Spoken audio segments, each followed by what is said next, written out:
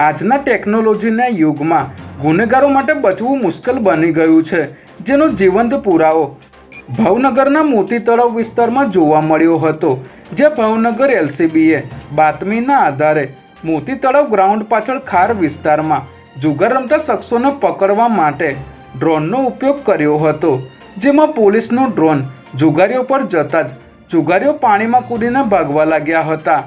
પોલીસે આ હાઈટેક ઓપરેશનમાં 3 ઇસમને 37,900ની રોકડ સાથે ઝડપી લીધા હતા, જ્યારે અન્ય 5 શખ્સો નાસી છૂટવામાં સફળ રહ્યા હતા। સુરેન્દ્રનગર કલેક્ટર અને અન્ય ઉચ્ચ અધિકારીઓના નિવાસસ્થાને ગઈકાલે ઈડી દ્વારા કરવામાં આવેલા દરોડા બાદ આજે કડક કાર્યવાહી હાથ ધરવામાં આવી છે। જમીન સંપાદન અને બિનખેતી કરવાની પ્રક્રિયામાં મોટા પાયે ગેરરીતિ થઈ હોવાની અરજી ઈડીને મળી હતી, જેને પગલે મંગળવાર વહેલી સવારથી જ ઈડીની મહારાષ્ટ્ર, દિલ્હી અને બેંગ્લોરની ટીમોએ સુરેન્દ્રનગરમાં ધામા નાખ્યા હતા। ત્યારે લાંબી પૂછપરછ અને સર્ચ ઓપરેશનના અંતે નાયબ મામલતદાર ચંદ્રસિંહ મોરીની સત્તાવાર રીતે ધરપકડ કરવામાં આવી છે।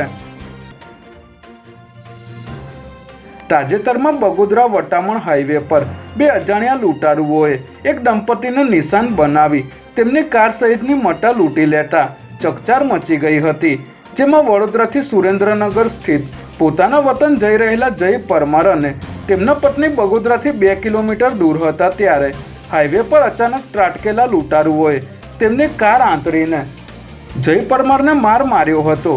બાદમાં તેમની કાર, 2 મોબાઈલ ફોન અને 8,000 રૂપિયાની રોકડની લૂંટ કરી ફરાર થઈ ગયા હતા। ત્યારે પોલીસે ગણતરીના કલાકોમાં લૂંટ કરનાર આરોપી ગોવિંદ વાઘેલા અને કમલેશ સલાટને ઝડપી લઈ લૂંટનો તમામ મુદ્દામાલ કબજે કર્યો હતો।